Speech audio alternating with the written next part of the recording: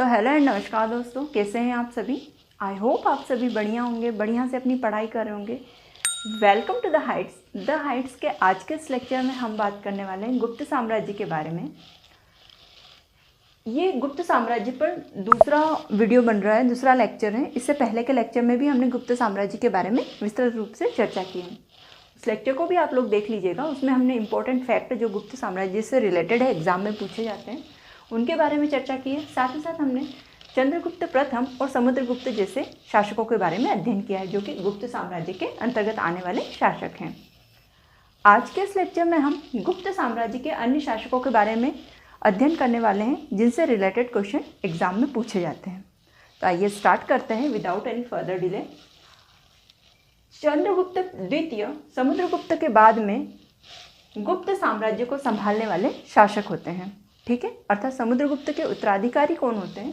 चंद्रगुप्त द्वितीय होते हैं। तो आप हेडिंग डालेंगे चंद्रगुप्त द्वितीय और उसके आगे एक और नाम जोड़ेंगे विक्रमादित्य। अर्थात इतिहास में इनका पूरा नाम क्या पढ़ा जाता है? चंद्रगुप्त द्वितीय विक्रमादित्य।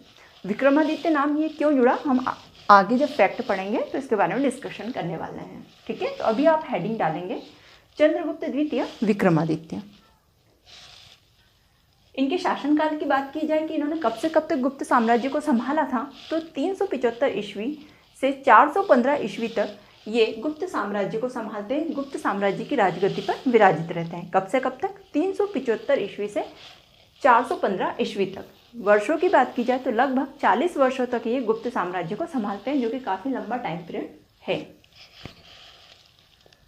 चंद्रगुप्त द्वितीय इतिहास में कई नामों से फेमस है, कई नामों से जाने जाते हैं, प्रसिद्ध हैं। ठीक है, इनकी योग्यता के आधार पर। तो क्या क्या नाम है इनके अन्य?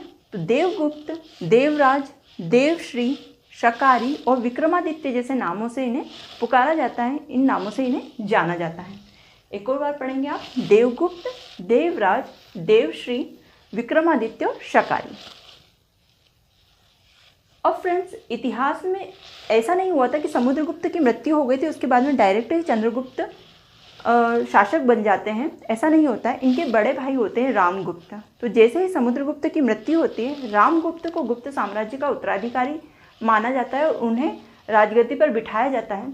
लेकिन कुछ समय के शासन के बाद ही क्या होता है कि चंद्रगुप्त द्वितीय अपने बड़े भाई की हत्या कर देते हैं, रामगुप्त की, और गुप्त साम्राज्य की राजगद्दी पर विराजित होते हैं, गुप्त साम्राज्य की राजगद्दी को संभालते हैं। तो समुद्रगुप्त के बाद में गद्दी संभालते हैं रामगुप्त, जो कि समुद्रगुप्त के बड़े बेटे थे। उसके बाद में चंद्रगुप्त द्वितीय, जो कि समुद्रगुप्त के छोटे पुत्र थे, ये अपने बड़े भाई की हत्या कर देते हैं और गुप्त साम्राज्य की गद्दी को संभालते हैं। चंद्रगुप्त द्वितीय की माता दत्त देवी थी, अर्थात समुद्रगुप्त की वाइफ थी ये। समुद्रगुप्त ने दत्त देवी से विवाह किया था और चंद्रगुप्त द्वितीय की माता थी दत्त देवी। ये क्वेश्चन पूछा गया है, इसलिए मैंने ये बताया है आपको। उनकी माता का नाम क्या था? दत्त देवी, आप याद रखेंगे। चंद्रगुप्त द्वितीय के शासनकाल को, जो ये 375 ईस्वी से 415 ईस्वी तक का जो शासनकाल चला था चंद्रगुप्त द्वितीय का, इसे गुप्त काल का स्वर्ण युग कहा जाता है। Most important question, most important fact है, एग्जाम में पूछा ही जाता है, कई बार पूछा गया है। गोल्डन एरा कहा जाता है गुप्त काल का। ठीक है, जो गुप्ता पीरियड है उसका गोल्डन एरा किसे कहा जाता है? चंद्रगुप्त द्वितीय के शासनकाल को कहा जाता है। अब इनके शासनकाल में विशाख दत्त द्वारा एक रचना की गई थी, जिसका नाम था देवी चंद्रगुप्तम। तो इस बुक में चंद्रगुप्त द्वितीय के बारे में वर्णन किया गया है, चंद्रगुप्त द्वितीय के बारे में बताया गया है।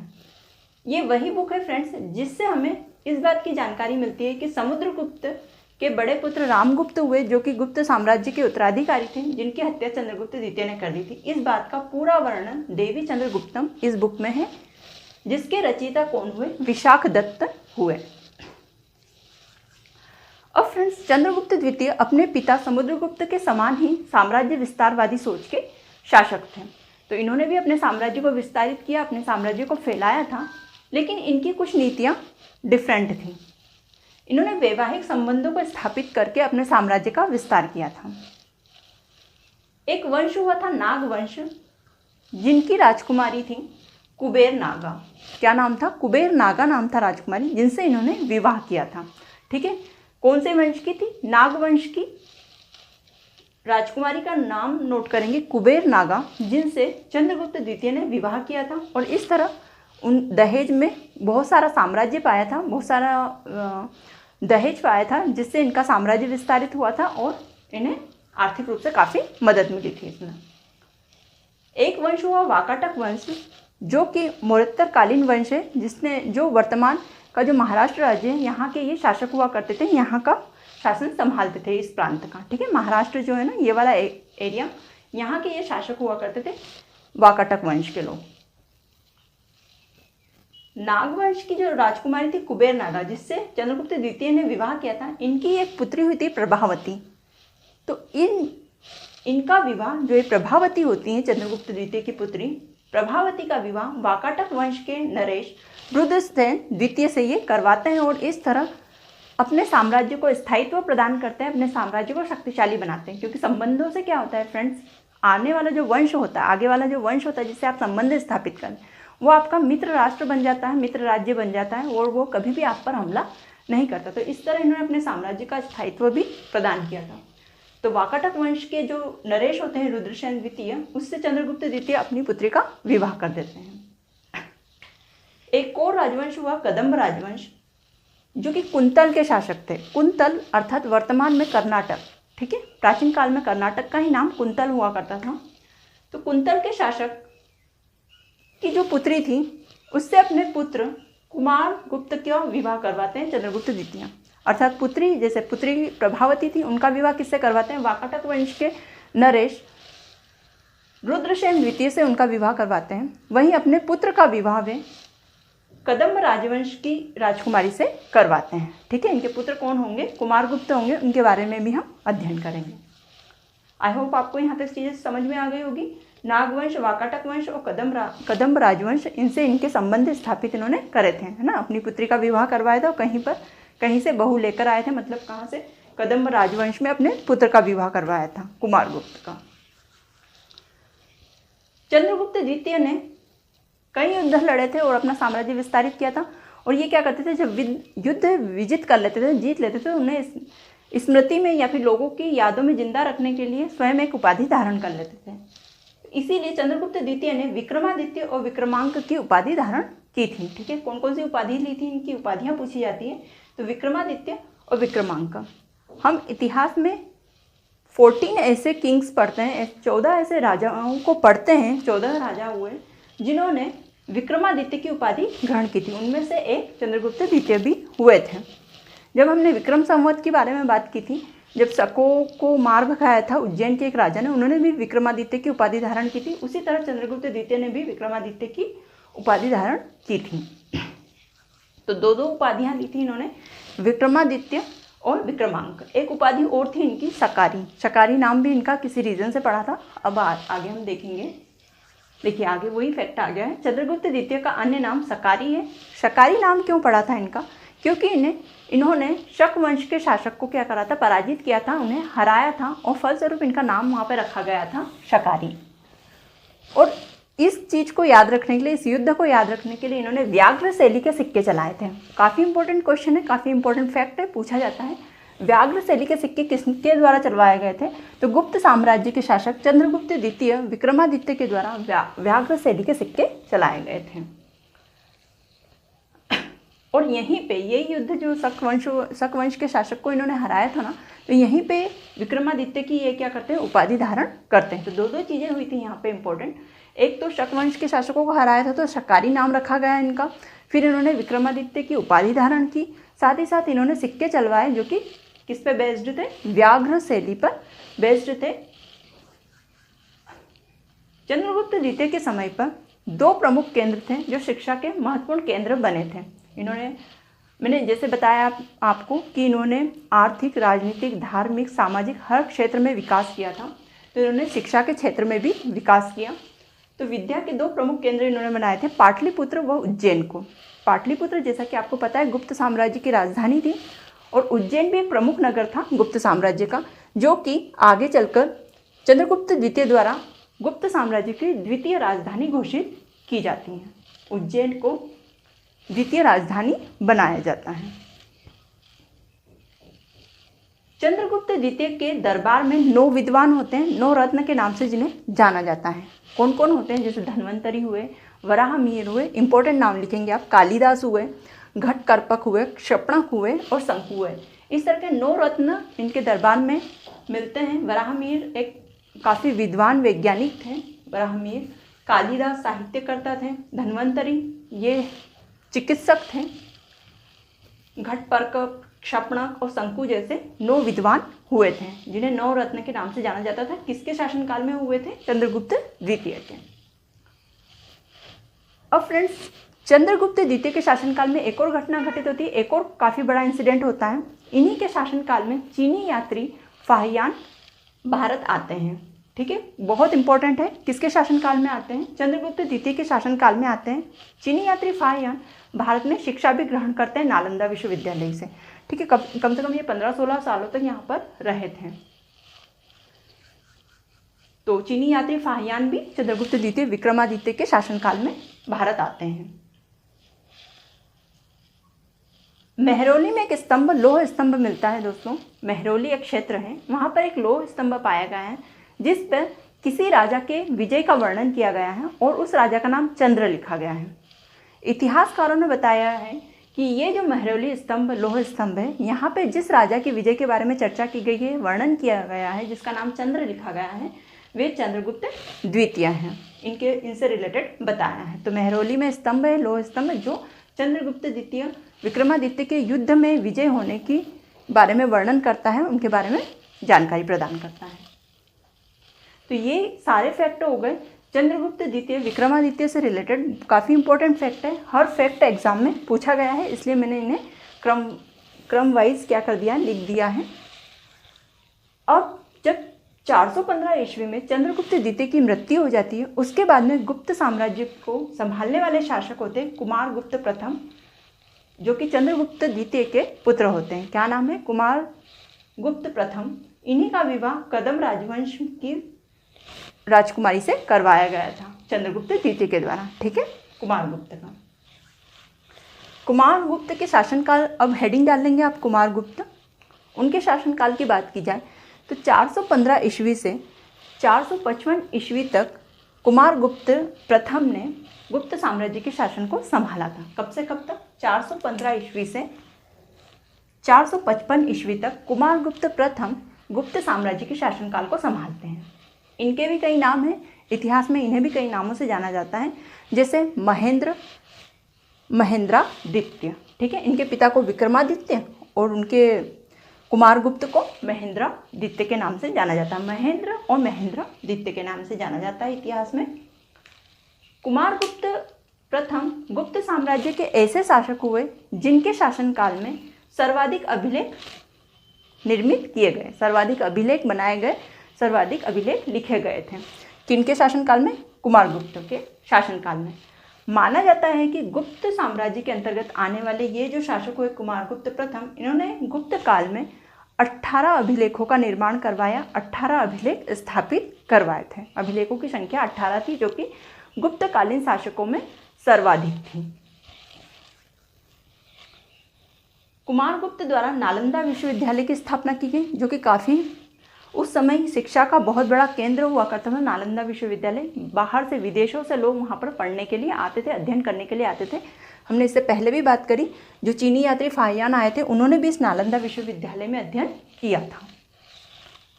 तो नालंदा विश्वविद्यालय वेरी इंपॉर्टेंट फैक्ट है। नालंदा विश्वविद्यालय की स्थापना किसने करवाई थी? कुमारगुप्त प्रथम ने नालंदा विश्वविद्यालय की स्थापना करवाई थी, जो कि बिहार के क्षेत्र में है। कुमारगुप्त प्रथम के द्वारा मयूर आकृति के सिक्के चलवाए गए थे। कैसी आकृति के? मयूर, व्याघ्र शैली के।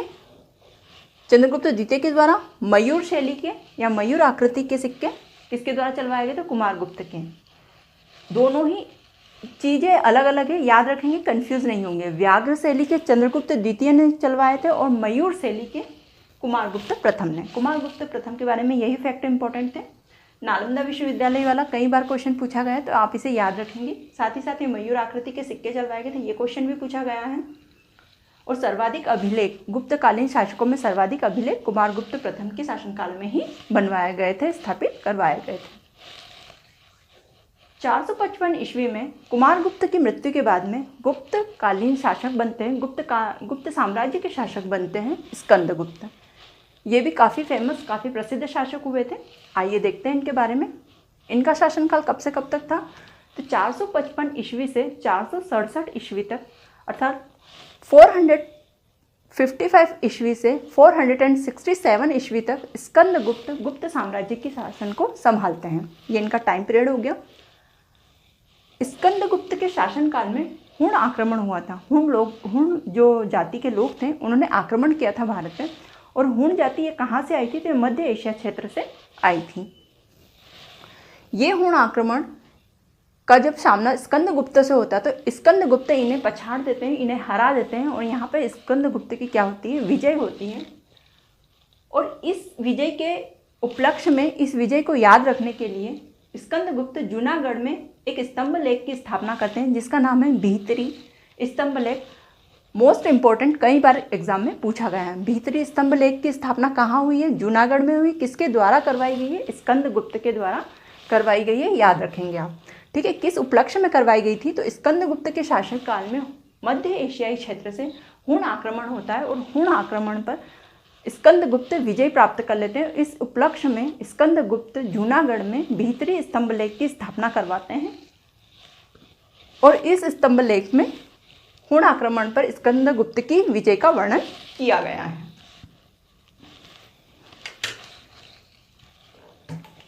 इतना नोट डाउन करेंगे आप।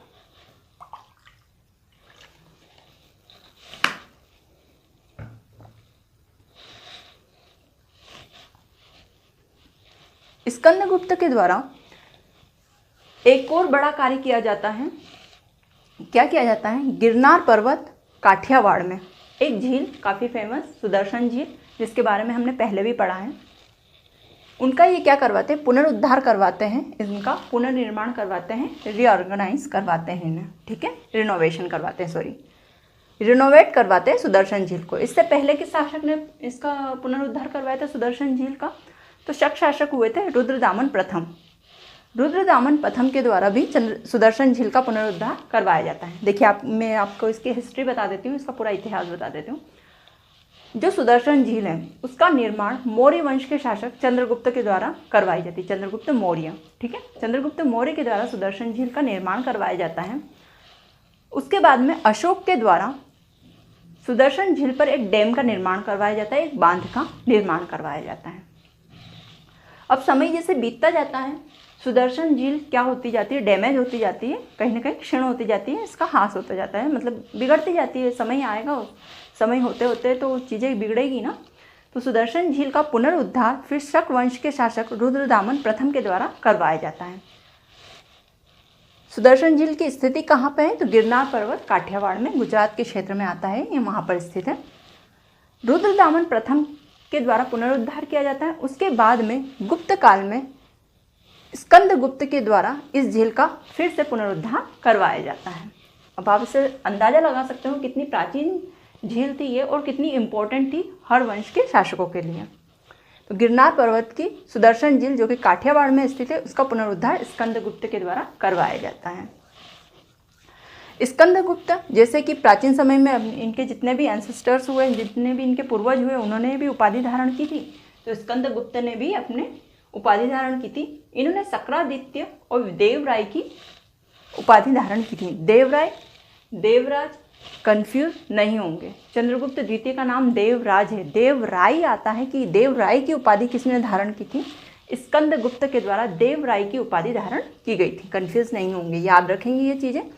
क्या क्या उपाधि है? सक्रादित्य या शुक्रादित्य और देवराय की। स्कंदगुप्त द्वारा वृषभ शैली के सिक्के चलवाए गए थे।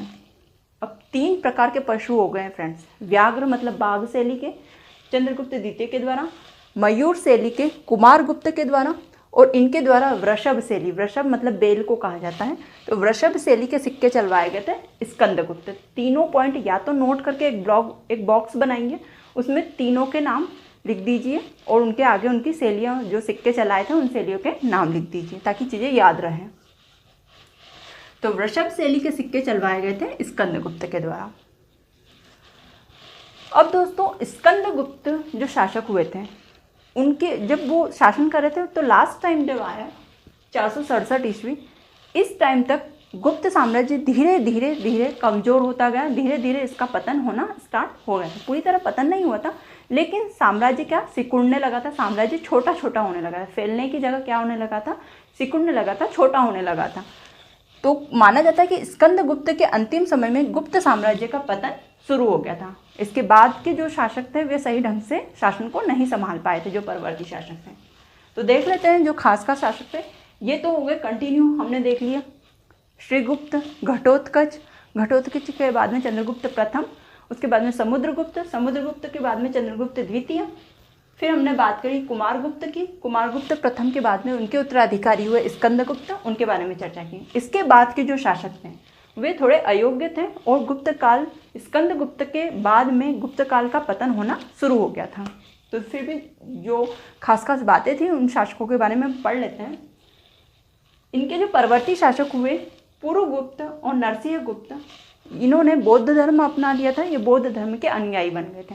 इससे पहले हमने क्या पढ़ा था, हमने पढ़ा था कि जो गुप्त साम्राज्य जो था ना फ्रेंड्स, ये ब्राह्मण धर्म का अनुयायी था, ब्राह्मण धर्म को मानता था, भगवान विष्णु के ये उपासक थे।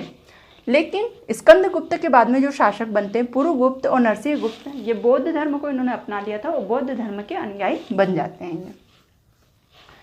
इन्हीं के गुप्त साम्राज्य के एक शासक हुए भानुगुप्त।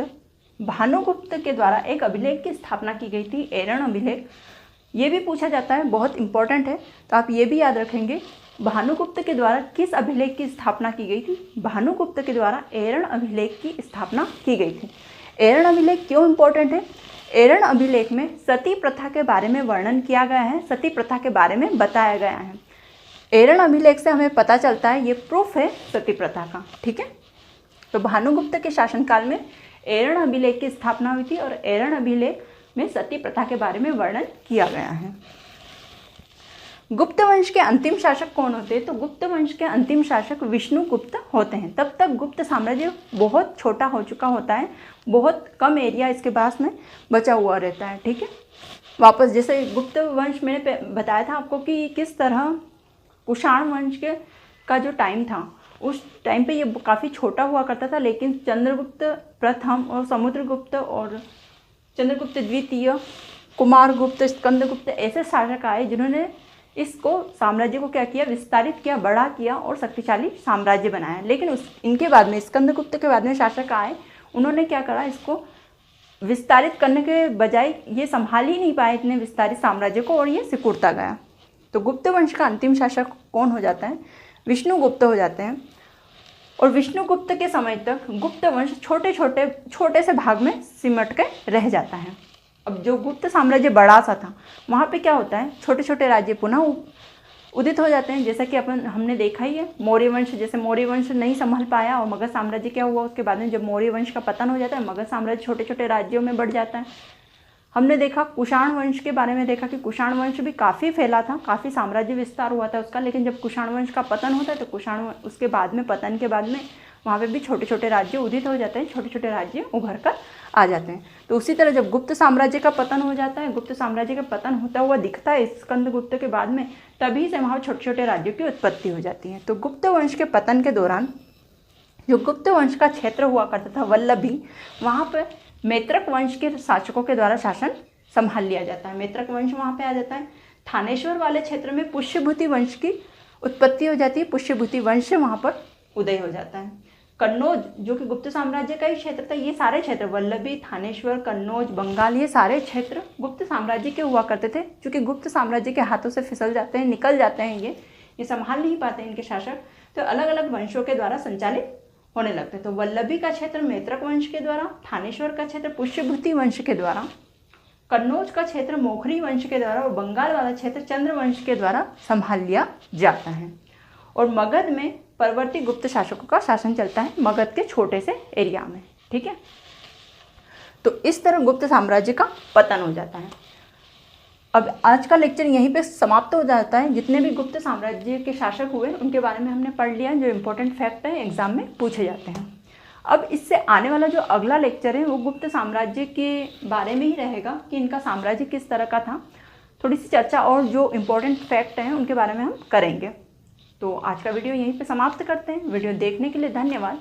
अच्छे से खूब सारा अपना ध्यान रखिए और बढ़िया से अपनी पढ़ाई कीजिए। नमस्कार।